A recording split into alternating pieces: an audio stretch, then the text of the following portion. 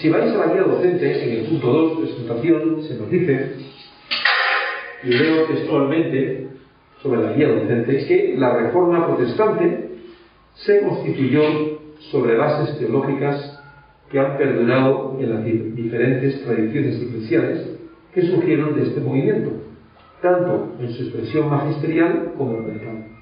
Ya veis que en esta primera parte del párrafo ya estamos diciendo que la Reforma protestante tuvo dos expresiones principales, lo que llamamos la Reforma magisterial, que es la constituida por iglesias como la anglicana, la luterana, las iglesias reformadas, y luego tuvo su expresión denominada más radical, aunque también se conoce como el movimiento de las iglesias libres, iglesias que no están unidas al Estado, a diferencia de las iglesias magisteriales que durante siglos sí lo hicieron. Entonces, vamos a explorar las bases teológicas sobre las cuales se constituyó la Reforma protestante.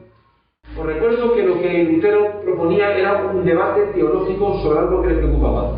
Él era un profesor de teología y esta era la forma común de proponer un debate académico. Lo que pasa es que aquello pues cogió otro recorrido, fue traducido al alemán porque fue escrito en latín, y ahí comenzó la Reforma porque enseguida llamaron a Lutero a cuentas por cuestionar algo tan fundamental para la Iglesia Católica Romana como eran las indulgencias. ¿Vale? Ese fue el primer acto. Ahora, lo que ocurre que para que cuando Lutero hace esto, ya en su vida habían ocurrido varias cosas. Ya había todo un bullir, una inquietud espiritual. Él mismo había tenido lo que podemos denominar una experiencia de conversión a Jesucristo en Wittenberg. Cuando él descubrió a la luz de las Escrituras que él estaba intentando ganar el favor de Dios, intentaba justificarse delante de Dios, pero que realmente no tenía que hacer eso, porque Dios, por su gracia y por amor, ya le había ofrecido el perdón en Jesucristo. O sea, a esa convicción él había llegado ya por lo menos 2 años antes. 2 en 1515, por lo menos. Y no solamente él, sino 2 compañeros suyos en la Universidad de Wittenberg, en Sajonia, que eran Andreas von Casta y Nicolás de Ansdorf, 2 compañeros con los cuales él también tenía esta confianza. Luego uno de ellos terminará por alejarse. ¿Vale? Entonces, en ese sentido, ese es el principio. La base de la Reforma está sentada sobre un principio fundamental que es el que Lutero descubrió. ¿Qué es cuál? ¿Cuál es el principio clave para Martín Lutero, que fue el inicio de la Reforma? Eso es. ¿Cómo se denomina esto en la teología evangélica? La justificación por la sola fe. Es más, justificación por la gracia, o sea, la gracia de Dios, la que nos justifica por medio de la fe en Jesucristo. Esto es lo que va a establecer los pilares de la Reforma, que serán 5 pilares de la Reforma. A partir del redescubrimiento de Lutero, nos encontramos con que la Reforma se va a establecer sobre las 5 solas. La primera hemos dicho, sola gracia, sola fe, sola escritura, solo Cristo y solo la gloria. Amén. Sí, Señor. Estos son los 5 principios sobre los cuales se va a establecer no solamente la Reforma luterana, sino toda la Reforma en sus expresiones específicas. Quiere decir que todo el ámbito protestante compartimos una esencia común. Luego veremos la aportación de cada uno de los reformadores, pero estos son 5 principios comunes. Así que sobre estas bases teológicas y sobre la aportación que cada reformador va a hacer, se va a construir la Reforma, tanto en la magisterial como en la radical. Así que lo que proponemos con la asignatura es un acercamiento a la teología protestante del siglo XVI.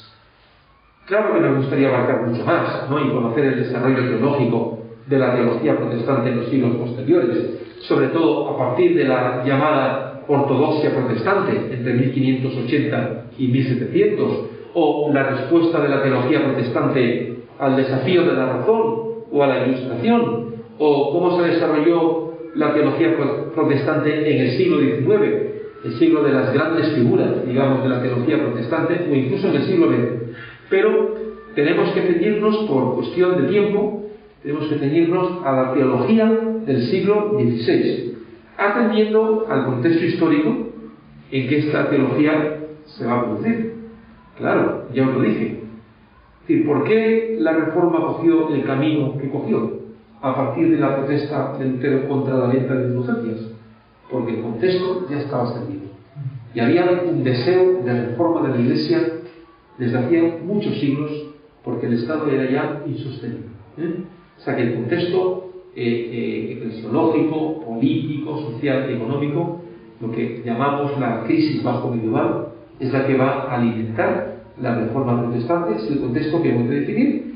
También veremos las principales propuestas teológicas de los principales reformadores, tanto magisteriales como la reforma radical, qué obras produjeron y el impacto de sus ideas en el mundo cristiano occidental.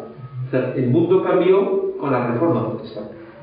Por lo tanto, es decir, ese impacto continúa hasta el día de hoy en las actuales denominaciones evangélicas o protestantes e incluso en el mundo secular, y esto también es lo que ha llevado, en cierto modo, al diálogo ecuménico, es decir, al entendimiento en lo posible entre las denominaciones protestantes, algo que no ocurría antes. Hemos vivido demasiado tiempo recelando unos de otros. Bueno, hace ya tiempo que vivimos otro momento histórico, gracias a Dios, que es el entendimiento y el diálogo entre las denominaciones evangélicas a partir del redescubrimiento de que todas compartimos una base de fe común. Luego cada uno tenemos nuestras especificidades, que tienen que ver pues con nuestra forma y con la libertad con la que Cristo nos hizo. Tiene que ver con eso. Pero compartimos una base de fe común. Y esto es lo que permite que nos reconozcamos como hermanos en Cristo y además podamos dialogar y ayudarnos mutuamente. Lo que también proponemos con la asignatura. Y no solamente que conozcamos la teología de los reformadores, sino darnos cuenta de que en esa teología nosotros nos sentimos identificados. Por eso hemos dicho que vamos a explorar la teología de Martín Lutero, la teología de Ulrico Zwinglio, reformador en Zúrich, la teología de Juan Calvino, reformador en Ginebra, y la teología de la Reforma Radical, especialmente en algunas de sus figuras más representantes, como puede ser San Husmayer, pero sobre todo la que se recoge en la primera confesión de fe anabautista, la confesión de Schleswig, de 1525, una confesión de apenas 7 puntos. ¿Por qué solamente 7 puntos? Porque todo lo demás estaban de acuerdo con la teología general de la Reforma.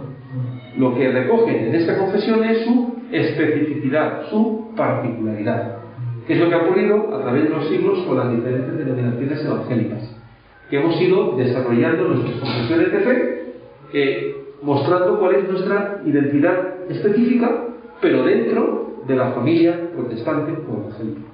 Esa es la realidad, y eso es lo que queremos hacer con la teología de la Reforma.